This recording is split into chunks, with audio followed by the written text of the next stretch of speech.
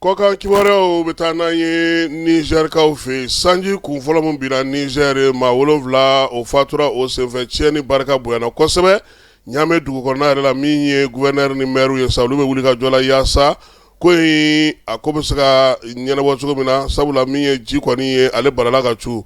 Niger jamanakuntigi n'o ye Abdramane Tchani ye ale tɛgɛ nɔ bila décret la décret min b'a jira sa k'a fɔ k'u ka Mariama Jibril ale kɔni nin y'ale senbɔlen Niger kaya la pewu ka sabuya kɛ a ye kuma ni bɔnforola kuma min ta ka ɲɛsin Niger yɛrɛ ma min ye jamana hakɛw ye ani jamana ka fɛɛrɛw ni jamana ka lakanako ye a ye lagosili min ta ka ɲɛsin u ma Marokokaw fɛ olu ka banque min bɛ Banque mondiale ka conseil d'administration ale y'a jira sa k'a fɔ a bɛna i bolo don Maroko kɔrɔ ni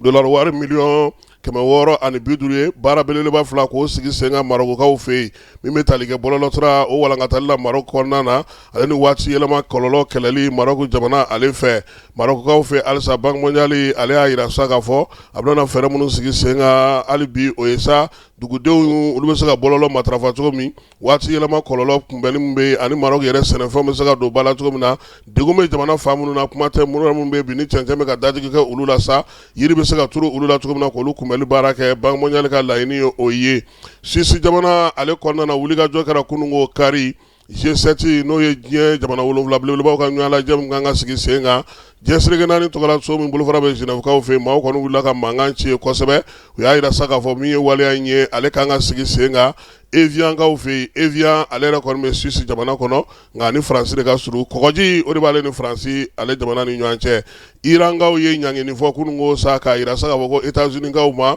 k'u y'u kumakan min fɔ u m'a labato sabula min ye Israël ye ale ye boloforola kɛ tuguni ka taa bolokuru dasi min ye Liban faaba kɔnɔna na n'o ye Beirutkaw ye maa 3 o fatura waleya in senfɛ u y'a jira sa k'a fɔ ko olu ni Washington kɔni sigilen n'o ye États-Unis ka se ka kuma ɲɔgɔnya kɛ ko nin waleya min bɛ ka kɛ ko Américains k'u m'u ka kumakan bato kɛlɛ e ko a kɛlɛ ma jigin so fala ye sabula kununko min ye Pakistan ka premier ministre ye ale ko bɛnkan sɔrɔla États-Unis ani Iran ni ɲɔgɔn cɛ Donald Trump ko sa ko joona olu kun kɛlen ka gɛrɛntɛ min sigi 2-3 d'Hormuz la k'u bɛna o wuli n'Ala sɔnna ma nin juin kalo tile 19 bolo kan ka bila sɛbɛn na kɛrɛnkɛrɛnnenya la Sisikaw fɛ yen min ye États-Unis ale ni Iran ani ɲɔgɔn cɛ yaasa basigi ni lafiya bɛ se ka na cogo min na kɛlɛ in ka se ka ban Brésilkaw fɛ yen maa 6 ɲɔgɔnna o de kɔni fatura kari tɛmɛnen min ye hélicoptère 2 olu de kɔni ɲɔgɔn dasi Rio de Janeiro ale sanfɛla la u tilala ka taa bi tuguni mobili feere yɔrɔ dɔ la sa tasuma barika bonyana kosɛbɛ maa 6 o de fatura o ko in senfɛ